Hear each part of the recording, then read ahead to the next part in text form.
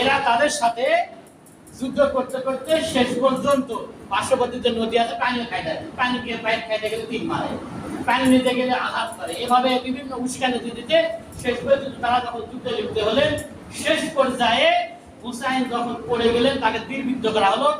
আর এই যে আপনার গর্দানটা বা এই মাথাটা ওই সীমার নামক এই কুলাঙ্গার কেটে আপনার যখন দামেশকে ইয়াজিদের প্রাসাদে নিয়ে যাওয়া হলো, তখন ওই যে ইয়াজিদ কাছে আমি তো তাকে হত্যা করবা কই নেই, আমি তাকে বাধা দিবা করেছিলাম। ওই যে এর আগে একজন আমার নেত্রী আসলো, আমার মা আসলো না, বলছে আমার কি দোষ, ছাত্রীরা কে মারবা করেছে, আমি মারবা করেছি। তো ইয়াজিদ এখন বলছে আমি কি ওদের মারবা করেছি, মারবা করেছি আটকাবা করেছি, মানে আটকাবা করেছি মারিছেন কেন, অথচ উনি ছিলেন নির্দেশদাতা তাদেরকে আটকানোর জন্য, উনি ছিলেন নির্দেশদাতা। এরপরে এই ইয়াজিদের শাসন আমলে কয়েকটি ঘটনা ঘটেছে, এর মধ্যে এটা হচ্ছে প্রথম ঘটনা।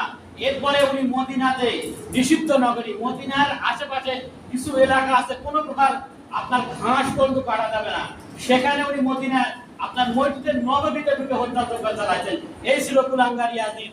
এখন আবার অনেকে আছে বলে ইয়াজিদের কোনো দোষ নাই, মুয়াবিয়ার দোষ না থাকতে পারে, উনি যেহেতু বিয়াহিত দিয়ে গেছেন উনি তার অন্যায় করতে পারেন নাই।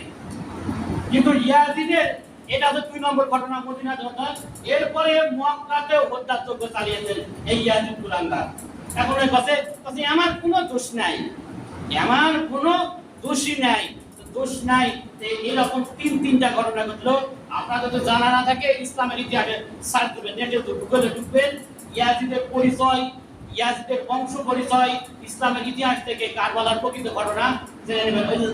আর একটা কিতাব আছে বাংলাদেশে প্রসিদ্ধ বিশাল ছিল, এই কিতাবটা মিথ্যা দিয়ে ভরা, এই কিতাবটাতে মিথ্যা দিয়ে ভরা, সত্যের আপনার মিথ্যা দিয়ে চাপা দেওয়া হয়েছে। এই জন্য ইসলামের ইতিহাস থেকে এই ঘটনাটি ভালোভাবে জেনে নেবেন।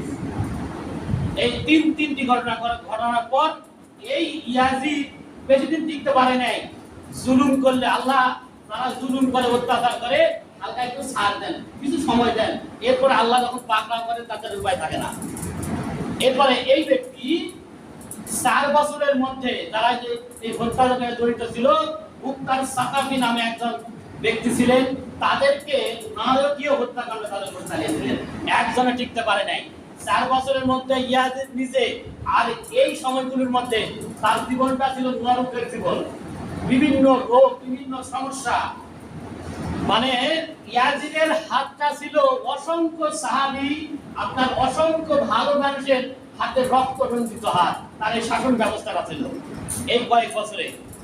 তার এই জীবনটা নারকীয় জীবন ছিল। এরপরে তার একটা সন্তান হয়েছিল মুয়াবিয়া, এও কিছুদিনের মধ্যে মৃত্যুবরণ করে।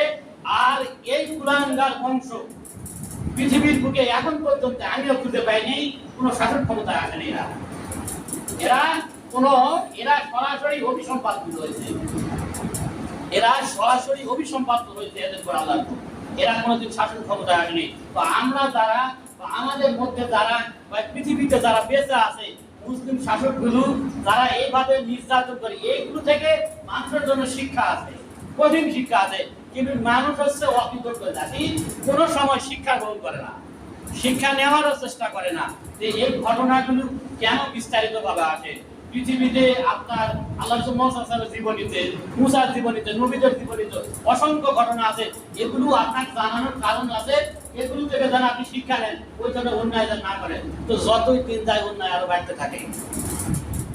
তো আজকে আলোচনার বিষয় থেকে আমরা যতটুকু জানতে পারলাম, অবশ্যই মৃত্যু আসার আগে আমাদের মৃত্যুর প্রস্তুতি নিতে হবে। মৃত্যু আসার আগে মৃত্যুর প্রস্তুতি বলতে আপনার কবরের জিন্দেগি যেন আমার ভালো হয়, অবশ্যই আল্লাহ তাআলার সন্তুষ্টি অর্জন করে কবরে যাওয়ার চেষ্টা করতে হবে। এরপরে কারবালার ঘটনা থেকে প্রকৃত বিষয় হচ্ছে এইটাই, সেটা হচ্ছে যে ইয়াজিদ খুব ভালো মানুষ ছিলেন না, ইয়াজিদ ছিলেন কুলাঙ্গার। এইভাবে যারা মানুষের উপর নির্যাতন করে, অত্যাচার করে, তাদেরও অবস্থা এরকম হবে, তাদেরও অবস্থা এরকম হবে। আমাদেরকে শিক্ষা নিতে হবে, আমাদেরকে শিক্ষা নিয়ে আমাদের জীবনগুলোকে সুন্দর করতে হবে। আল্লাহ আমাদেরকে বোঝার তৌফিক দান করুন, কোরআন এবং আল্লাহ রাসূলের সুন্নাহ অনুযায়ী আমল করার তৌফিক দান করুন। আল্লাহুম্মা আমিন। ওয়া আখিরু দাওয়ানা আলহামদুলিল্লাহি রাব্বিল আলামিন।